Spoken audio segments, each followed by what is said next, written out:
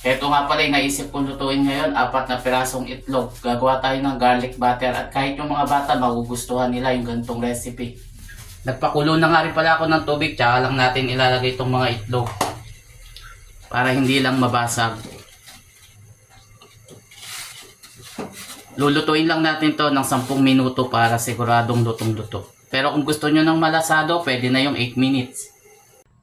Heto yung ibang kailangan natin. Syempre meron tayong Knorr seasoning. Maglalagay din tayo ng Knorr cubes. At hindi pwedeng mawala yung butter. Kung wala naman kayong butter, pwede kayong gumamit ng margarine.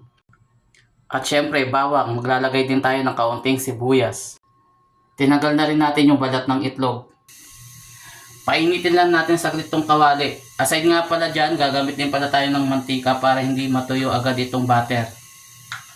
Kaunti lang naman yung ilalagay natin, huwag naman masyadong marami.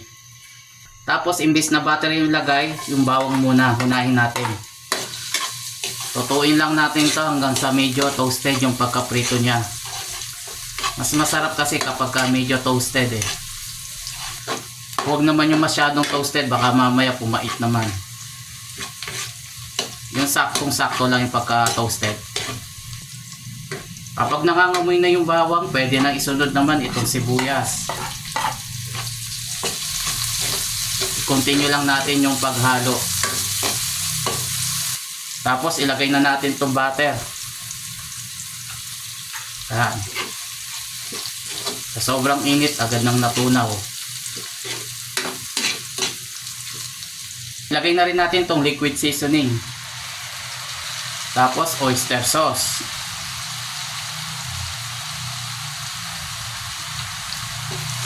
Siguradong magugustuhan ito ng mga bata para maiba naman yung itlog nila. Hindi yung puro nilaga o kaya prito. Lagyan natin ng paminta pala. Muntik ko nang maiwan eh. Ilagay na natin tong itlog.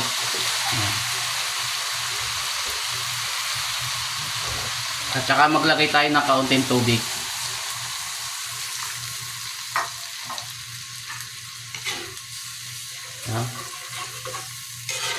Pakukuluan na lang natin ito hanggang sa lumapot yung pagka-sauce nya. Mabilis lang naman maluto to kapag ganito medyo malapot na, okay na yan, luto na yan. Kapag ito yung niluto ninyo sa mga anak niyo, siguradong mauulit at mauulit yung pagluto ninyo dahil magugustuhan nila. Kahit ito lang yung ulam ninyo, siguradong magugustuhan ninyo. Baka masira pa yung diet ninyo pagka ganito yung ulam ninyo. Heto na at luto na yung ating garlic egg. Paano mga lods? Maraming salamat po sa inyo.